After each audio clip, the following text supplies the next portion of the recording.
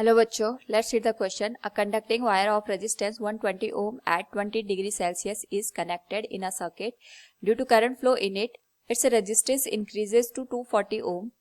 Find the final temperature of the wire given that temperature coefficient of resistance is 2 into 10 to the minus 4. But now to answer this question, first we will discuss here the key concept, and here the key concept will be given as effect of temperature on the given resistance, which is given as RT equals R not into 1 plus minus alpha into del T.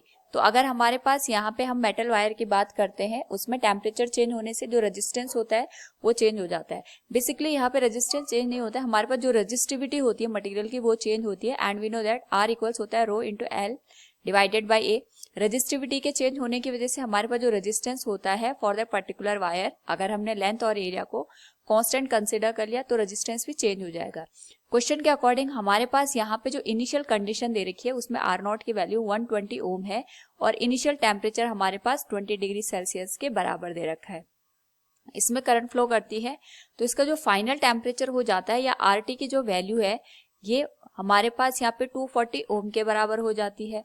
और अगर हम इस particular case को observe करें तो हमसे यहाँ पे फाइनल टेम्परेचर के बारे में पूछा गया है, जबकि इसका जो कोफिशिएंट ऑफ रेजिस्टेंस दे रखा है टेम्परेचर का, दैट इज 2 इंटू 10⁻⁻⁴ पर डिग्री सेल्सियस.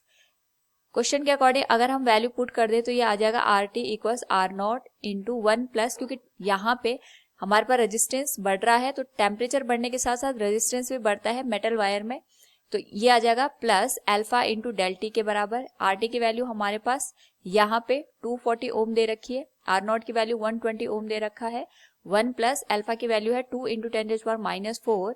एंड यहाँ पे अगर हम इनिशियल टेम्परेचर की बात करेंगे दैट इज 20 डिग्री सेल्सियस, हमें फाइनल टेम्परेचर की वैल्यू कैलकुलेट करनी है. तो इस पर्टिकुलर केस में अगर हम इसको सॉल्व करें इट विल बिकम 2 माइनस 1, ये तो 1 के बराबर आ जाएगा, and it will be 2 into 10⁻⁴ into final temperature minus 20 degree Celsius. Solve करने पे हमारे पास ये जो होल वैल्यू बनेगी that will be given as 0.5 into 10⁻³ ये आ जाएगा हमारे पास 5000 डिग्री सेल्सियस के बराबर. तो फाइनल टेम्परेचर की वैल्यू आ जाएगी 5020 degree Celsius. This will be the final answer. So from the question we can say find the final temperature of the wire. It will be 5020 degree Celsius. Hope all you understood it. Thank you and best of luck.